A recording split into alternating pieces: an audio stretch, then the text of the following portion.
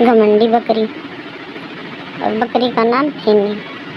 Mister और Mrs वेली गांव में एक सुंदर से घर में रहते थे। उन्होंने अपने घर में कुछ मुर्गियां और एक बकरी पाली हुई थी। मिसिज वेली गांव में सबसे अच्छे केक और पाई बनाने के लिए जानी जाती थी। कभी कभी वे कुछ अंडे और दूध भी बेचती थी। मिसिज वेली की मुर्गियां बाहर आंगन में अपने खाने के लिए दाना कीड़े खोजती रहती थी। वे कभी अपने आंगन से बाहर नहीं जाती थी और न ही उनसे किसी को कोई परेशानी होती थी। वे हर रोज़ अंडे देती और अपने माली मालकिन के साथ भी अच्छी तरह पेश होती। मिसिज वेली की बकरी का नाम फेनी था। वह एक बाड़े में रहती थी। उसका बहुत ख्याल रखा जाता था।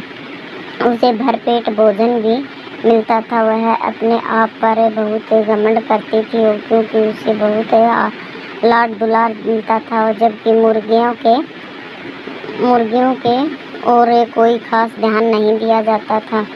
मेरे लिए बढ़िया चारा तैयार किया जाता है। मुझे तुम्हारी तरह धूल में लोट कर अपने पेट भरने का इंतजाम नहीं करना होता। बेचारी मुर्गियां, वह घमंडी स्वर में बोली।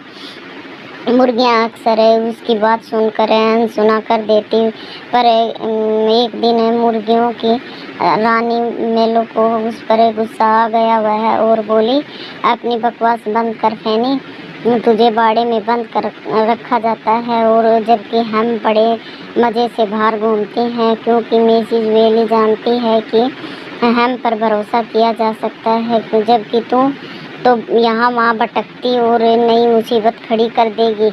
अब यह सुनकर फेनी का मन उदास हो गया। यह तो सच ही था कि उसे बंद रखा जाता था। उसने सोचा, ये मूर्ख मुर्गियों का क्या सोचते हैं कि मुझे हमेशा इसी तरह बंद रखा जा सकता है। मैं भी इन्हें दिखा दूंगी।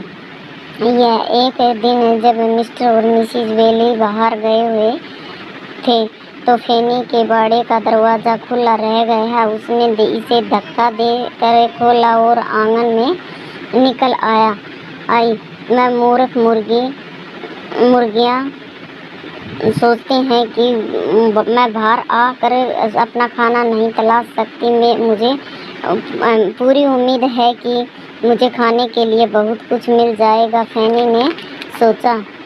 उसने हवा में सूंघा और आसपास देखा। आहा, घास।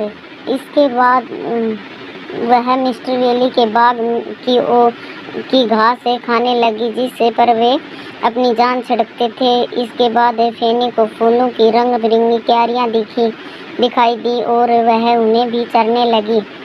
समझ नहीं आ रहा मिसिज वेली मुझे खाने के लिए यह सब क्यों नहीं देते।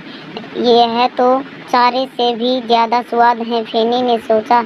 इसके बाद वह आंगन में गई तो उसे वहाँ और भी कई रंगीन चीज़ें टंगी दिखाई दी। वहाँ ये भी स्वादिष्ट होंगी।